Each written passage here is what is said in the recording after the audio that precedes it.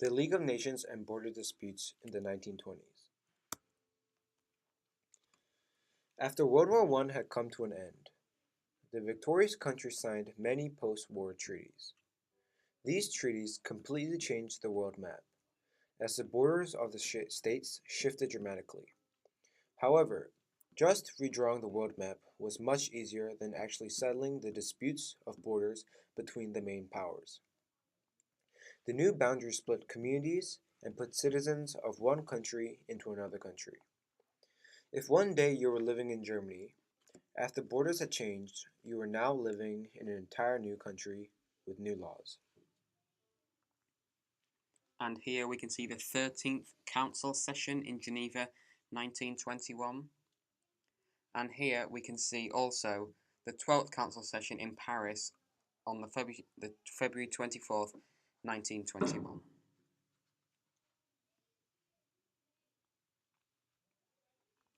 Vilna, 1920. Poland and Lithuania were two new states created by post-war treaties. However, there was a big problem.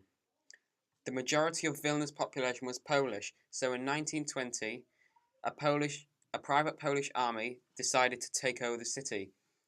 Lithuania appealed to the League of Nations to kick Poland out of Lithuania, but the Polish did not withdraw. The League did not have enough backup and threats to persuade the Polish to leave. The League also couldn't enforce any military action because the French and British were not willing to send their troops into battle. So, the Poles kept Vilna until World War II. The League did nothing.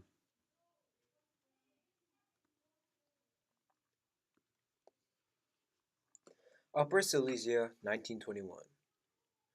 Upper Silesia was an industrial region that was rich in its iron and steel industry. However, it lied on the border between Germany and Poland, so both countries wanted it for themselves to boost their economy. In 1920, a plebiscite was organized for the Silesians to vote for which country they wanted to join. The industrial region of Silesia wanted to join Germany, whereas the rural area of Silesia wanted to join Poland.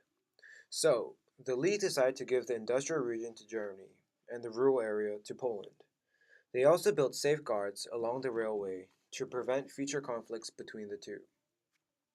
The rail link was also going to be used to help the two countries supply each other with water and power supplies.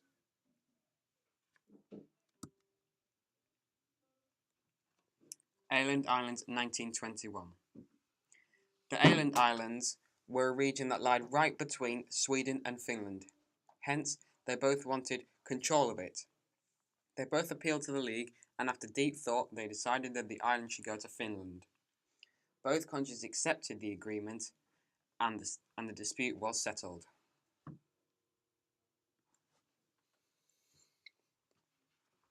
Corfu, 1923. The Conference of Ambassadors had to sort out the border dispute between Greece and Albania. On the 27th of August, Tellini and his team were ambushed and killed while surveying the Greek side. The Italians were furious and blamed the Greek government for murder. On the 29th of August, he demanded compensations for the death and that the killers be executed. The Greeks, however, didn't know who the murderers were. So on the 31st of August, they occupied the Greek island of Corfu, and 15 people were killed. Then, Greece appealed to the League. The situation was very serious, and it seemed very similar to the events in 1914 which had triggered the First World War. The League acted swiftly, and by the 7th of September it had prepared its judgment. It condemned Mussolini's actions, but also suggested that Greece pay compensation and that the money would be held by the League. The money would be paid to Italy if and when Tellini's killers were found. Officially, Mussolini accepted the League's decision. However, behind the scenes, he got to work on the Conference of Ambassadors and persuaded it to change the League's ruling. The Greeks had to apologize and pay compensation directly to Italy, and then Mussolini withdrew from Corfu.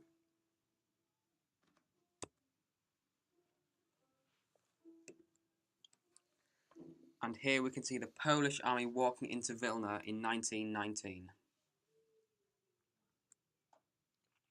And here is a map of Upper Silesia in 1921. And here is a map of the Åland Islands.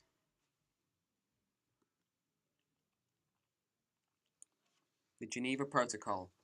The Corfu incident showed how the League could be undermined by its own members.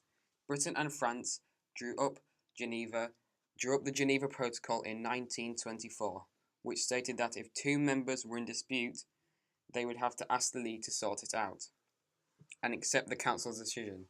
But before the plan could be signed, Britain had a general election and a new Conservative government refused to sign the protocol because it was worried that Britain would have to face something it didn't like.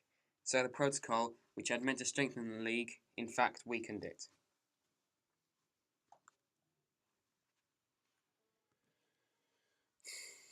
Bulgaria, 1925.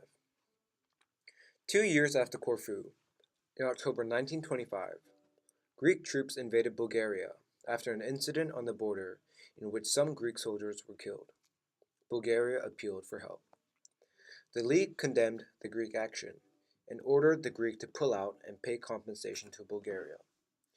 Faced with the disapproval of the major powers, the Greeks obeyed, although they did complain that there seemed to be rules for the smaller states that didn't apply to the larger states.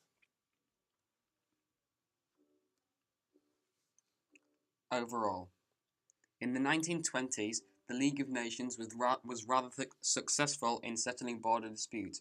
Although the 1920s were a success, the 1930s were a lot less successful, and some people would say that it was a complete and utter failure, including the Japanese invasion of Manchuria and the Spanish Civil War. Conclusion. In the early 1920s, the League of Nations was mostly successful with only a few failures to its name. It looked like it was doing quite well sorting out disputed territory and arguments that countries had between each other. But later, due to the selfish attitudes of most of the powers, the League started to crumble as countries started to leave, therefore lowering the League's reputation.